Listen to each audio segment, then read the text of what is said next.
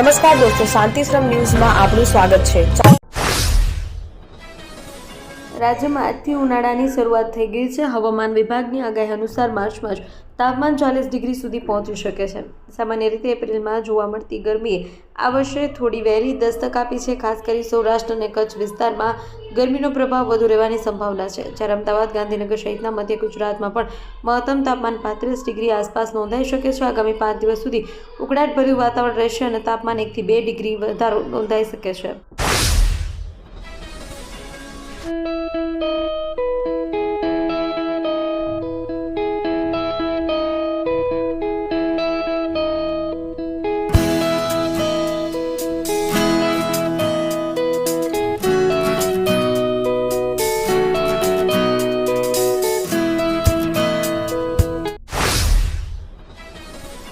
થરાદ તાલુકા police સ્ટેશનમાં PI at પટેલે આસુદ્રા ગામને દત્તક લીધું છે। આ પહેલો મુખ્ય હેતુ ગામમાંથી સામાજિક બદીઓ દૂર કરી એને આદર્શ ગામ બનાવવાનો છે। અંતર્ગત પીઆઈ પટેલે ગ્રામ પંચાયતની મુલાકાત લીધી। ગૃહ વિભાગ દ્વારા દરેક પોલીસ ઇન્સ્પેક્ટરને દત્તક ગામ ફાળવવામાં આવ્યા છે। વાવ થરાદમાં પોલીસ અધિક્ષક ચિંતન તેરેની સૂચના મુજબ ગામમાં કોઈપણ પ્રશ્નોને સત્વરે નિકાલ થાય અને પોલીસ તથા લોકો વચ્ચે વિશ્વાસનો સેતુ બંધાય એ સુનિશ્ચિત કરવા મુલાકાતનું આયોજન કરવામાં આવ્યું છે। બનાસકાંઠા જિલ્લાના શિહોરી, ભીલડી, થરા ખાતે ફિટ ઇન્ડિયા અભિયાન અંતર્ગત પોલીસે સાયકલ રેલીનું આયોજન કર્યું હતું। રેલીનો મુખ્ય ઉદ્દેશ્ય લોકોમાં આરોગ્ય અને ફિટનેસ પ્રત્યે જાગૃતિ ફેલાવવાનો હતો। શિહોરી પોલીસ સ્ટેશનના પીઆઈ કિરીટસિંહ બિહોલા પણ આ રેલીમાં સાયકલ ચલાવી જોડાયા હતા। બનાસકાંઠા જિલ્લાના ગુંદરી પોલીસ ચેકપોસ્ટ પર શનિવારે મોડી રાત્રે વાહન ચેકિંગ દરમિયાન વિદેશી દારૂનો મોટો જથ્થો ઝડપાયો હતો। પાંથાવાડા પીઆઈ એમ.બી. બારડ અને તેમના સ્ટાફે રાજસ્થાન તરફથી ગુજરાતમાં પ્રવેશતી એક આઈશર ગાડીમાંથી ગેરકાયદેસર દારૂ પકડ્યો હતો। ગુજરાત સરકારના મંત્રી અને ડીસાના ધારાસભ્ય પ્રવીણ માળીએ બનાસકાંઠા ડીસા ખાતેથી દાંતીવાડા ડેમ સુધી યોજાયેલી યુથ સાયકલિંગ રાઇડમાં ભાગ લીધો। તેમણે સવારના ખુશનુમા વાતાવરણ વચ્ચે સાયકલ ચલાવીને આ પ્રસંગે મંત્રી પ્રવીણ માળીએ જણાવ્યું કે સાયકલિંગ માત્ર વ્યાયામ નથી, પરંતુ એક જીવનશૈલી છે અને ઉમેર્યું કે આજના સમયમાં આપણે સાયકલથી દૂર થઈ ગયા છીએ, જ્યારે નજીકના અંતર માટે સાયકલ એક ઉત્તમ પ્રદૂષણ મુક્ત અને પર્યાવરણ મિત્ર પરિવહન માધ્યમ છે।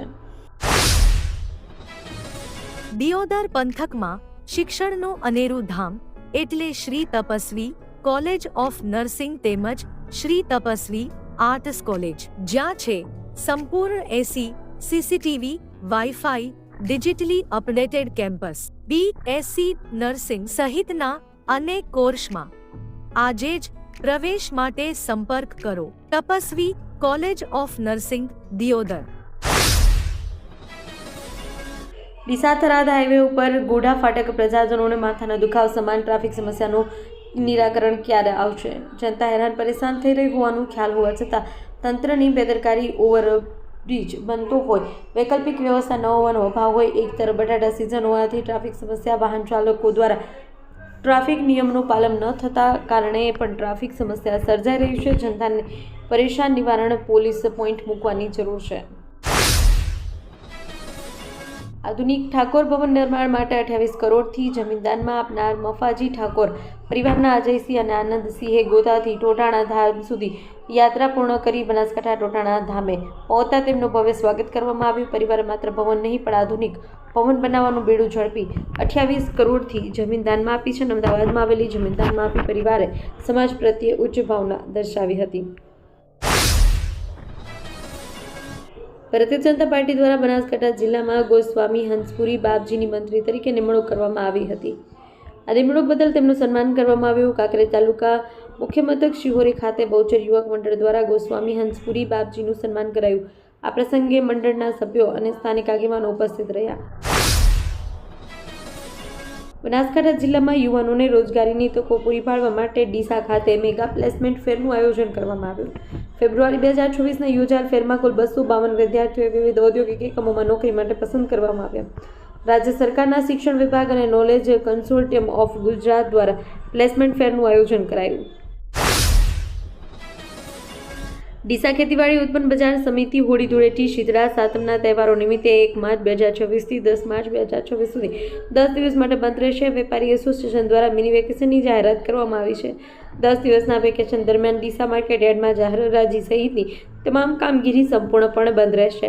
તહેવારોના સમયગાળા દરમિયાન મજૂરો અને વેપારીઓની અછત તેમજ પર્વની ઉજવણીને ધ્યાનમાં રાખી નિર્ણય લેવામાં આવ્યો છે. ડીસામાં હોળી ધૂળેટીનો રંગોત્સવ મારવાડી સિંધી ઘેવર અને હારડાઓની હારમાળાથી બજારોમાં રોનક કડીમાં ડીસામાં શહેરમાં હોળી ધૂળેટીનો તહેવાર આ વર્ષે પરંપરાગત અને ઉત્સાહ સાથે ઉજવાઈ રહ્યો છે. શહેરમાં મારવાડી સમાજની મોટી વસ્તી હોવાને કારણે રાજસ્થાની સંસ્કૃતિની મગમગાટ સ્પષ્ટ જોવા મળી રહી છે. રંગોની ધૂમ સાથે બજારોમાં ખાસ કરી રાજસ્થાની મારવાડી સિંધી ઘેવરની બોલબાલા જોવા મળી છે. હોળી ધૂળેટી પ્રસંગે મહેમાનોના આગમનને ત્યારે રાખી મોમીઠું કરાવવા માટે મારવાડી સિંધી ઘેવરનો ખાસ ઉપયોગ થાય છે. ડીસામાં વિવિધ મીઠાઈની દુકાનો પર કારીગરો રાજસ્થાની અંદાજમાં તાજું ઘેવર બનાવવા નજરે પડી રહ્યા છે. દુકાનો પર ગ્રાહકોની ભીડ જામતી જોવા મળે છે. લોકો મોટા પાયે આ પરંપરાગત મીઠાઈની ખરીદી કરી રહ્યા છે. ડીસા ભલે ગુજરાતનું શહેર હોય પરંતુ અંદાજે અડધી વસ્તી મારવાડી સમાજની હોવાને કારણે મારવાડી સંસ્કૃતિ તહેવારો જીવંત બની ઉઠે છે. દિવાળી તો અટે કટ્ટે, હોળી તો મારે ઘેર રે જેવી લાગણી સાથે હોળીનો ઉત્સવ વિશેષ ઉત્સાહથી મનાવવામાં આવે છે.